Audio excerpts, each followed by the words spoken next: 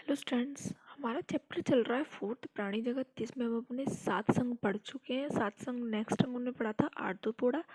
Arthropoda के बारे में मैंने आपको बताया था कि प्राणी जगत का सबसे बड़ा संघ था, जिसमें क्या था, जिसमें सारे के सारे इंसेक्ट आ रहे थे। तो जो आर्थ्रोपोडा संघ था आपका, उसमें क्या था कि आर्थ्रोपोडा संघ में आपको जो अंग तंत्र इस तरह का शरीर संगठन होता था, द्विपार्श्व सममिति त्रिकोणीय के विखंडित प्रगुह्य प्राणी थे। उसमें आर्थ्रोपोडा का जो शरीर था वो काइटिन से बना होता था।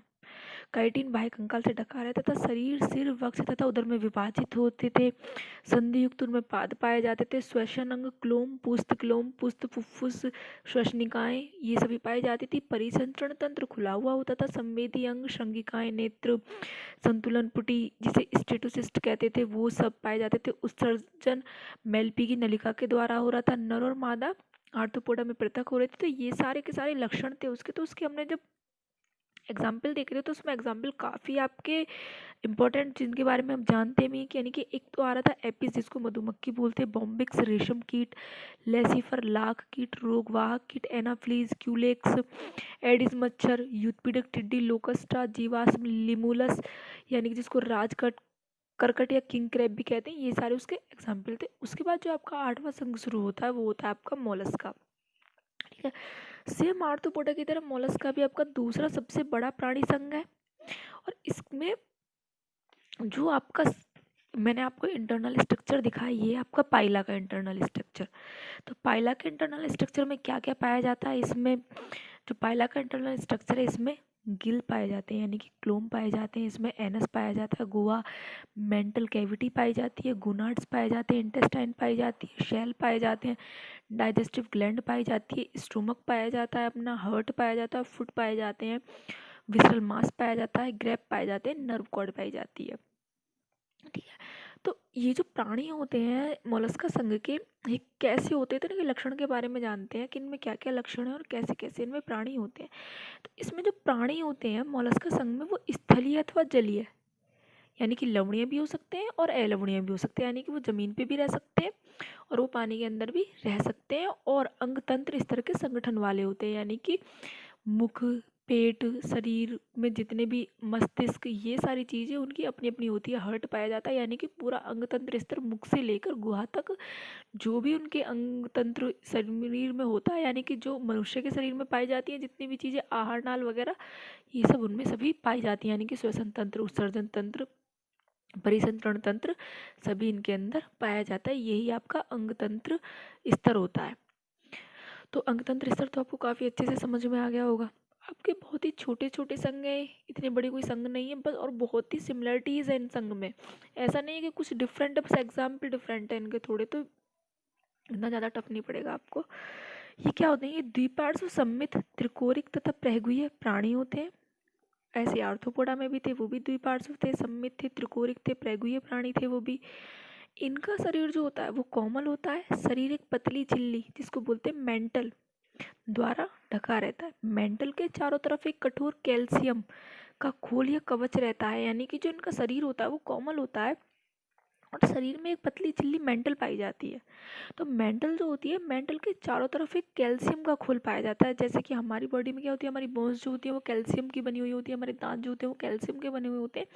उसी तरीके से इनमें पतली झिल्ली जो मेंटल होती है वो भी कैल्शियम की बनी हुई होती है। तो मेंटल जो होता है वो त्वचा के बीच स्थान को मेंटल कैविटी कहते हैं। मेंटल तथा त्वचा के बीच का जो स्थान होता है इनमें मोलस्का संघ में, उसको बोलते हैं मेंटल कैविटी। जिसमें क्या होता है, जिसमें पंख के समान क्लोम पाए जाते हैं और जो श्वसन व उत्सर्जन दोनों में सहायक होते हैं। यानी कि जो ये मेंटल कैविटी है कितने काम करती है, एक तो ये शरीर कोमल होता है उसकी रक्षा करती है, शरीर एक पतली झिल्ली मेंटल से ढका रहता है वो कैल्शियम की बनी हुई होती है। अब बीच के स्थान को मेंटल कैविटी कहते हैं। ये क्या करते हैं, पंख के समान इनमें क्लोम पाए जाते हैं जिसको बोलते हैं गिल्स, जो श्वसन का भी काम करते हैं और उत्सर्जन का भी काम करते हैं। अब सिर पर इनके संवेदी संस्पर्शक पाए जाते हैं, यानी कि सिर पर आप इनके देखेंगे कि इनमें संवेदी संस्पर्शक इनमें पाए जाते हैं। नर व मादा इनमें अलग अलग पाए जाते हैं, पर कुछ जंतु द्विलिंगी भी होते हैं, ये अंडप्रजक होते हैं, यानी कि नर और मादा इनमें सेपरेट पाए जाते हैं, हर्माफ्रोडाइट है। कुछ जंतु द्विलिंगी भी है, बाइसेक्सुअल भी है। ठीक, ये अंडप्रजक है यानी कि ये अंडे देते हैं। ये जंतु प्रजक नहीं है, या फिर जीव प्रजक नहीं है, ये अंड प्रजक है, अंडे देते हैं लोग। ये जितने प्राणी होते हैं इनमें परिवर्तन सामान्यतः लार्वा के द्वारा होता है। परिवर्तन यानी कि लार्वा में आपको बता ही चुकी, फर्स्ट स्टेज में कुछ और दिखाई देता है, यानी कि जब इनका जनन होता है जीव का, तो जैसे इनकी सेल या फिर एग सेल जैसे इनकी फूटती है उसमें से बच्चा निकलता है, तो वो लार्वा टाइप होता है, यानी कि शुरू में आप पहचान नहीं सकते वो क्या है। उसके बाद धीरे धीरे धीरे एक मैच्योर स्टेज पे आने के बाद पता चलेगा कि ये तो मोलस्का संघ से है, ये पाइला है, या फिर जितने भी इसमें हैं प्राणी वो सब आप पहचानेंगे तब जाके। तो परिवर्तन ये होता है। और कुछ जंतुओं में परिवर्तन काल में ट्रोकोफोर व ग्लोफिडियम लार्वा, यानी कि इनकी खासियत ये है कि इनमें कुछ इसके जंतु जो है मोलस्का संघ के, उनमें जो परिवर्तन काल होता है उसमें ट्रोकोफोर व ग्लोफिडियम लार्वा अवस्था पाई जाती है, यानी कि ट्रोकोफोरियम और ग्लोफिडियम लार्वा अवस्था इसके परिवर्तन में पाई जाती है। अब आते हैं इसके एग्जाम्पल कि इसके एग्जाम्पल क्या क्या है। तो सबसे पहला जो एग्जाम्पल है इसका एग्जाम्पल है काइटोन, दूसरा इसका पाइला जिसका मैंने आपको इंटरनल स्ट्रक्चर दिखाया पाइला का, उसमें सारी चीज़ें जितने भी उसके अंग हैं सारे मैंने आपको बताए हैं। ठीक, तीसरा आता है इसमें पिंक टाडा जिसको बोलते हैं पर्ल ऑयस्ट्रेन। चौथा आता है सीपिया जिसमें से आप मोती निकालते हैं, कहते हैं जिसमें से वाइट मोती निकलता है, तो सच्चा मोती जिसको बोलते हैं वो सीपिया से मिलता है हमें। फिफ्थ है Loligo squad. Six octopus, octopus भी इसी के अंदर आते हैं मोलस्का संघ के अंदर। 7 एप्लाइसिया शी हेयर जिसको समुद्री खरगोश बोलते हैं। 8वां आता है डेल्टेलियम जिसको हाथी दांत बोलते हैं। और 9वां आता है यूनियम। तो ये जो संघ है आपका ये बहुत छोटा संघ है, और उसके बाद भी जितने भी संघ हैं आपके बहुत छोटे छोटे संघ हैं, इतने ज़्यादा बड़े संघ नहीं है। और बस खाली डिफरेंट इतना है कि बस खाली इनमें उदाहरण यानी कि जो प्राणी है वो डिफरेंट डिफरेंट संघ में रखे हुए हैं, बाकी और कुछ इनमें ज़्यादा फर्क नहीं है।